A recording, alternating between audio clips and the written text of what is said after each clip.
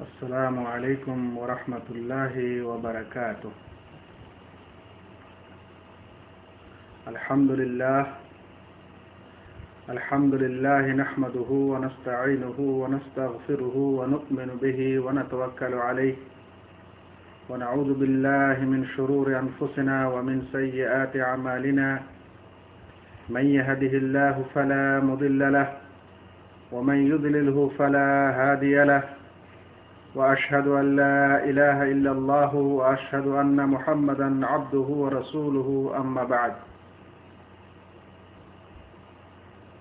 সম্মানীয় শ্রোতাবৃন্দ, আপনারা যারা ইউটিউব খুলেছেন কিংবা যে কোনো কারণে এই ভিডিও বা আমার এই আওয়াজ শুনতে পাচ্ছেন, আমি আপনাদের কাছে রিকোয়েস্ট করব, অনুরোধ করব যে আপনারা 10টি মিনিট আমার সঙ্গে থাকেন। আমি আজ আপনাদের সামনে যে বিষয়টি নিয়ে উপস্থিত হয়েছি, সেই বিষয়টির শিরোনাম হচ্ছে ঈদের দিনে রাখি ও মদের স্মরণে।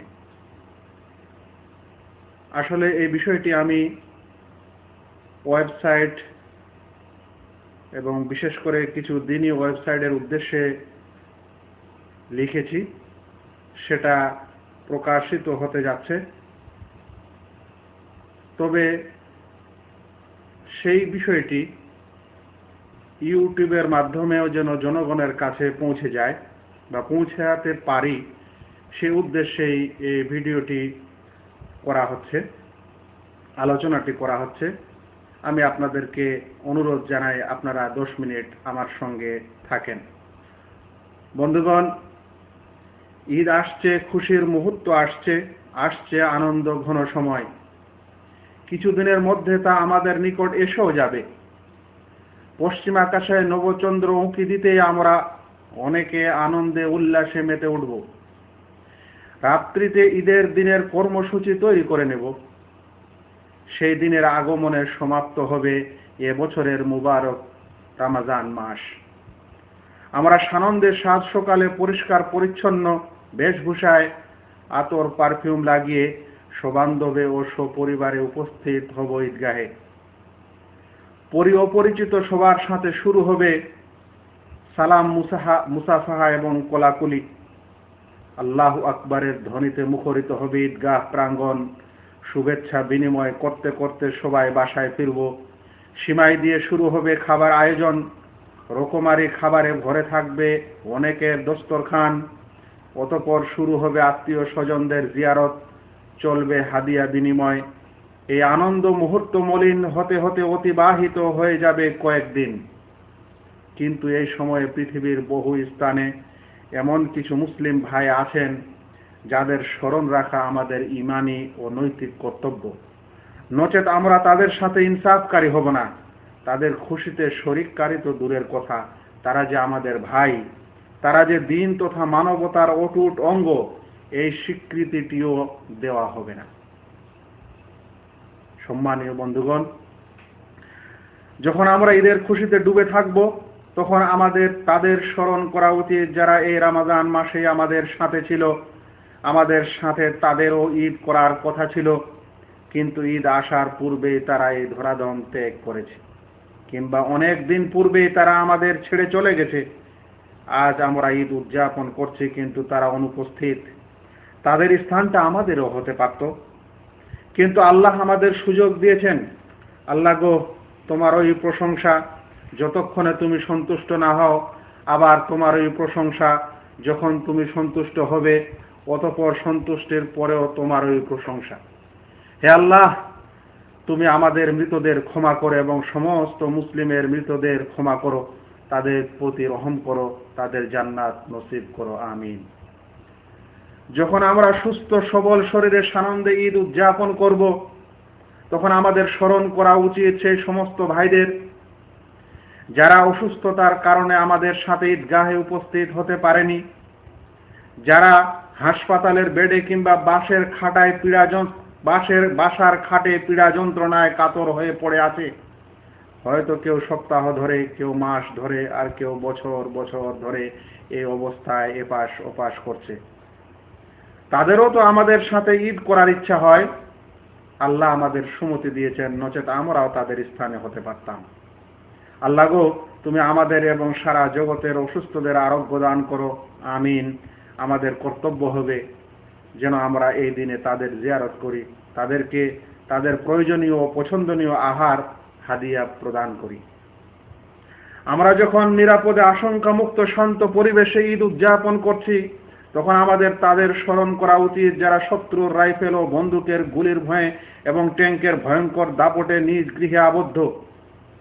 বাইরে বের হওয়াটা যাদের জন্য জীবনের হুমকি, যারা ধারাবাহিক যুদ্ধে নিজ পরিবারের আপনজনদের হারিয়েছে, কেউ কলিজার টুকরা সন্তান হারিয়েছে, কেউ পৃথিবীর বড় ধন পিতামাতা হারিয়ে অনাথ হয়েছে, কেউ সহধর্মিণী স্ত্রীকে হারিয়েছে, কেউ জীবন সাথী স্বামীকে হারিয়ে বিধবা হয়েছে, কেউ কঠোর পরিশ্রমে সঞ্চিত নিজের মূল্যবান মাল সম্পদ লুণ্ঠন হতে দেখেছে, এবং কেউ অতি কষ্টে নির্মিত স্বপ্নের বাসস্থান চোখের সামনে ধূলিসাৎ হতে দেখেছে।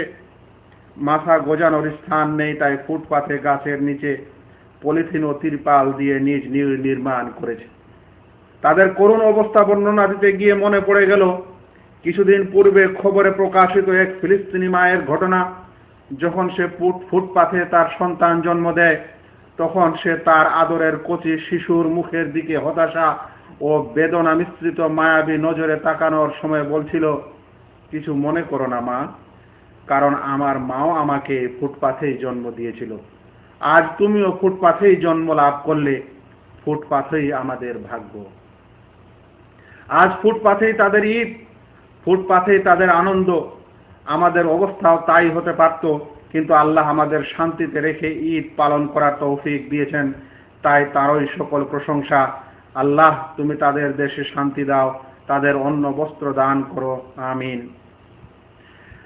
আমরা যখন নতুন জামা কাপড় ও সুন্দর বেশভূষায় সজ্জিত হয়ে ঈদগাহে নামাজ আদায় করার উদ্দেশ্যে রওনা দিব এবং নামাজ শেষে বাসায় ফিরে আদরের সন্তান ও পরিবারের সদস্যদের ঈদই প্রদান করব এবং তাদের সাথে কুশল বিনিময় করব, তখন আমাদের স্মরণে থাকা উচিত যে আমাদের পার্শ্ববর্তী দেশ বর্মার মুসলিম পরিবাররাও এমনই প্রত্যাশা করে। কিন্তু চোখের সামনে রাস্তাঘাটে এবং আনাচে কানাচে ছড়িয়ে ছিটিয়ে পড়ে থাকা আপনজনদের লাশ দেখলে ঈদ উদযাপন করা যায় কি? দা কুড়াল এবং ছুরির আঘাতে রক্তাক্ত ক্ষতবিক্ষত শরীরে ঈদ পালন করা যায় কি? এরপরেও ঈদের নামাজ পড়লে তারা ফিরবে কোথায়? কারণ হায়না বৈধ্যরা তাদের তো নিজ গৃহে হত্যা করে এবং বাড়ি থেকে তাড়িয়ে দিয়ে তাদের কুড়ো ঘরগুলিকেও আগুন দিয়ে ধু ধু করে জ্বালিয়ে দিয়েছে, যেন পুনরায় তারা বাসায় না ফিরে, আর ফিরলেও যেন নিজের সুপরিচিত জন্মস্থানটিও চিনতে না পারে। প্রাণে বেঁচে কিস্তি ও ডিঙ্গিতে চেপে যারা প্রতিবেশী মুসলিম ভাইয়ের দেশে ঠাঁই পাবার বড় আশা নিয়ে কিনারায় এসেছিল, তখন তারা দেখতে পেল আর এক অবিশ্বাস্য নিষ্ঠুর দৃশ্য। দেখলো তাদের নৌকা থেকে হাত ধরে স্থলে তোলার বদলে সেই দেশের আর্মিরা তাদের দিকে বন্দুকের নালা পেতে আছে। খবরদার, কেউ যেন আমাদের দেশে পা না ফেলে, নচেত গুলি করে দেব। এটা মানব নামের দানব জাতিসংঘের আদেশ, আর আমরা তা কঠোরভাবে পালন করতে মজা পাচ্ছি। নৌকা থেকে দুই হাত জোড় করে বাংলাদেশের মাটিতে মাথা গোজানোর উদ্দেশ্যে এক বিগত স্থানের ভিক্ষা চাইলেও নৌকার আরোহীদের সমুদ্রের দিকেই ঠেলে দেওয়া হয়। ফিরে যাও, তোমাদের আমরা চিনি না, জানি না, সমুদ্রে ডুবে মরো, তাতে আমাদের সামান্য দুঃখও নেই, আফসোসও নেই। হায় মুসলমান, হায় মানবতা, আজ আমরা যদি তাদের স্থানে হতাম। কিন্তু আল্লাহ আমাদের নিরাপদে শান্তিতে রেখেছে, তাই তারই শুকরিয়া। এই সময় আমাদের যে কোনোভাবেই সেই দুস্থ, নিপীড়িত, নির্যাতিত এবং মজলুম ভাইদের সহযোগিতা করা ও তাদের পাশে দাঁড়ানো কর্তব্য, দায়িত্ব।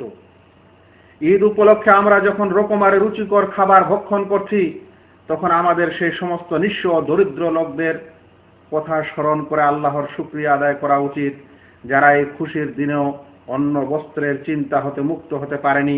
তাই একদিকে দলে দলে লোকেরা যখন নামাজে যাচ্ছে, তখন তারা ঈদগাহ কিংবা মসজিদের গেটে, নচেত রাস্তার পাশে হাত ও ঝোলা প্রসারিত করে যাতায়াতকারীদের কাছে ভিক্ষা দানের করুণ আবেদন জানাচ্ছে। আনন্দের এই দিনে আমাদের জন্য উচিত হবে আমরা যেন তাদের উদ্দেশ্যে কিছু খাস করে রাখি। প্রিয় বন্ধুগণ, আনন্দের এই দিনে আমরা যখন নতুন পোশাক আশাকে সুসজ্জিত হয়ে আনন্দ করার সুমতি পেয়েছি, মিষ্টি মিষ্টান্ন বিতরণ করার সুযোগ পেয়েছি, মন পছন্দ টেবিল ভরে আহারের সুব্যবস্থা করতে পেরেছি এবং এক অপরের মাঝে হাদিয়া ও ইদিয়া বিতরণ করার সৌভাগ্য লাভ করেছি, তখন আমাদের পৃথিবীর সেই সকল ভাইয়ের কথা স্মরণ করে আল্লাহর কৃতজ্ঞতা প্রকাশ করা উচিত, যারা চরম দুর্ভিক্ষের কবলে অনাহারে জীবন যাপন করছে। খাদ্যাভাবে তাদের গোশত শূন্য শরীরে কেবল চামড়ার আবরণ পড়ে আছে, একটি কঙ্কাল, এবং তাদের দেহের মাঝে বিশেষ কোনো পার্থক্য পরিলক্ষিত হয় না। মনে পড়ে যায় ইন্টারনেট এবং ফেসবুকে বহু চর্চিত এক মাননীয় সৌদি মুফতির টিভির চ্যানেলে প্রশ্নকালে ক্রন্দনের দৃশ্য। সুদূর দুর্ভিক্ষ কবলিত সোমালিয়ার এক মুসলিম রোজাদার ভাই প্রশ্ন করে, শেখ, আমাদের মধ্যে যদি কারো অবস্থা এমন হয় যে তার কাছে না তো সাহারি খাওয়ার এক টুকরা রুটি আছে আর না ইফতার করার জন্য এক ঢক পানি, তাহলে তার রোজা হবে কি? শেখ এই প্রশ্ন শুনে ডুকরে কেঁদে ফেলেন। পৃথিবীতে মুসলিম ভাইয়ের অবস্থা এমনও আছে, এরকমও প্রশ্ন হতে পারে, সাহারির আহার নেই, ইফতারি করার কিছু নেই। বন্ধুগণ, কে জানে, হয়তো তারা আজ আবারও আমাদের কাছে প্রশ্ন করে, শেখ, যদি ঈদগাহে যাবার জন্য জামা না থাকে এবং ঈদগাহ থেকে ফিরে এসে সিমাই খাবার না থাকে, তাহলে আমাদের ঈদ হবে কি? সঙ্গত কারণে পৃথিবীর হাফ সেঞ্চুরিরও বেশি সংখ্যায় মুসলিম শাসকদের অবস্থা মনে পড়ে যাচ্ছে। আজ মুসলিম জাতীয় মুসলিম ভাইদের উপর যখন বর্বর নির্যাতন চলছে, তখন জাতির উদ্দেশ্যে আপনাদের একটু বিবৃতিও আসে না, খবরের পাতায় এক লাইন মন্তব্যও থাকে না, টিভির পর্দায় এক বাক্যের বক্তব্য শোনা যায় না। আসলে এটাই কি প্রধানমন্ত্রী ও রাষ্ট্রপতির ধ্বজাধরা চেয়ার? যে আসনে আপনারা অধিষ্ঠিত, তার মূল্য, ক্ষমতা ও দায়িত্ব কি এতটুকু? ঈদ উদযাপনের এই খুশির মুহূর্তে যখন আমরা এক ময়দানে সুন্দর সুন্দর জামা কাপড় পরে একত্রিত হয়েছি, তখন আমাদের সেই দিনের স্মরণ করা উচিত, যেই দিন মহান রব্বুল আলামিনের নিকটে নগ্ন পা ও বস্ত্রহীন অবস্থায় হাসরের ময়দানে পুনরুত্থিত হব। আল্লাহ বলেন, ইয়াউমা ইয়াফিরুল মারউ মিন আখিহি ওয়া উম্মিহি ওয়া আবিহি ওয়া সাহিবাতিহি ওয়া বানিহি। সেদিন মানুষ পলায়ন করবে নিজ ভাই, মাতা, পিতা, পত্নী ও সন্তান হতে। সেদিনের প্রস্তুতি নিন, কারণ মুমিনের জন্য সেটাই প্রকৃত প্রস্তুতি। আল্লাহ, তুমি আমাদের সিয়াম, কিয়াম ও যাকাতুল ফিতর কবুল করো, আমাদের পাপসমূহ ক্ষমা করো, রোজার পরেও রোজার মাসের মতোই সৎ কাজ করা তৌফিক দাও। মনে রাখবেন, তারা খুবই মন্দ সম্প্রদায় যারা মহান আল্লাহকে কেবল রমজান মাসে চেনে, অন্য মাসে চেনে না। কুল্লু আম ওয়া আনতুম বিখাইর, তাকাব্বালাল্লাহু মিন্না ওয়া মিনকুম, ঈদ মুবারক। এই আবেদন এবং এই বক্তব্যটি রেখেই আমি আজকের আলোচনা শেষ করছি। ওয়া মা আলাইনা ইল্লাল বালাগ। আসসালামু আলাইকুম ওয়া রাহমাতুল্লাহি ওয়া বারাকাতুহু।